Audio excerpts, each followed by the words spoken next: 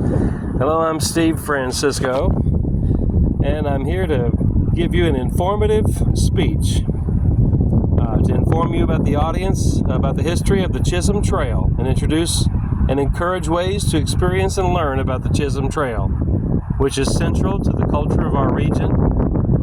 And there are numerous ways to learn about, honor, and enjoy the Chisholm Trail today.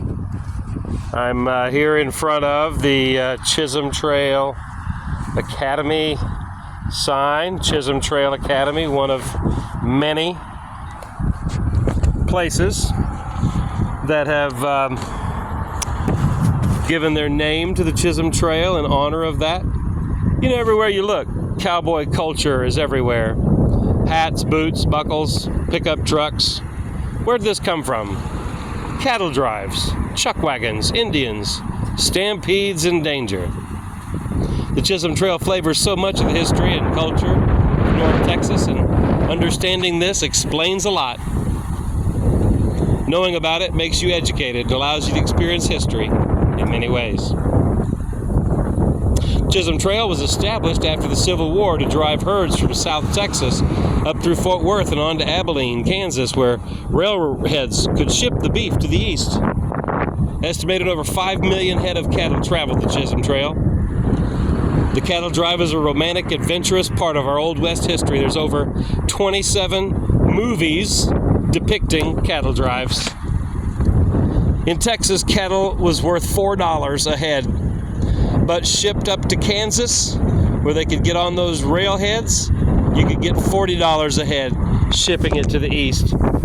It was started by Jesse Chisholm, a half-Cherokee merchant and Black Beaver, a Lenape guide, to drive cattle through the Indian Territory from Red River to Kansas, where the railhead was. The Texas part of the trail originated in the Rio Grande Valley, San Antonio, up through Fort Worth and Decatur to the Red River, then on to Kansas. You may not have known this, but the Chisholm Trail is how the mesquite tree came to North Texas.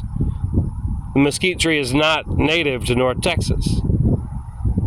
Basically, down in the Rio Grande Valley, around San Antonio, those cows would eat the beads, the bean pods of the mesquite trees and travel north, and as they did, they pooped. And when they pooped, mesquite trees grew. If you drive along the Chisholm Trail Parkway, also named after the Chisholm Trail, you'll see big thickets of mesquite trees. And that's a signature of the Chisholm Trail. In fact, in Oklahoma, the Indians charged 10 cents per head to travel through Indian Territory. And basically, as the railroad came south from Kansas, the further south the railroad came, the further south the top of the trail came. So it ended up coming down through to Wichita, Texas, and ultimately, when railroads became ubiquitous and barbed wire began to be around the plains, you couldn't really do cattle drives anymore. But it's a significant part of the culture in which we live. So, ways you can enjoy the Chisholm Trail today: you can drive along the Chisholm Trail Parkway and look at the mesquite trees. You can take a trip to the Chisholm Trail Museum, the Johnson County Chisholm Trail Museum. It's an outdoor museum, very cool. You could visit the Fort Worth stockyards, see the cowboy culture.